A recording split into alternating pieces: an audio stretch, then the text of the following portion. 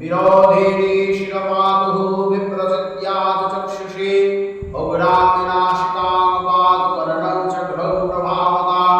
वदनं पातु मे दीप्तानीलाशिमुखं स्वदा घनाग्रीवा स्वदा पातु बलकामाहुजुतुमकं मात्रपातु करदन्यः खमग्रा सदा वधू मीतापातु स्तनद्दन्यः योनिमण्डलदेवता ब्राह्मी मे च क्षणं पातु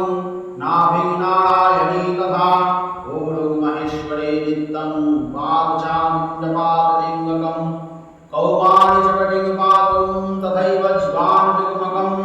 अपराजिता च पातु मे हि वाराहि पातु शङ्कलिनीं शङ्घिस्ताङ्गणारशृङ्घीनुपत्रस्ता देवतावतु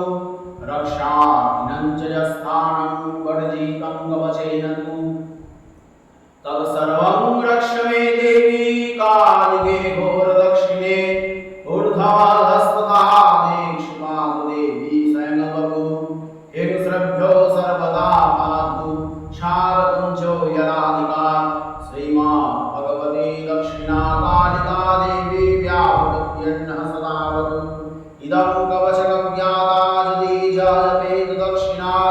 न पूजा फलमाप्नोति विघ्नं दर्शनपदे पदे कवचेनावृतानिन्द्रं यत्र तथैव गच्छति तत्र भयं दर्शं न क्षोभं विद्यते कञ्चित् श्रीकालिपुरशम्भवे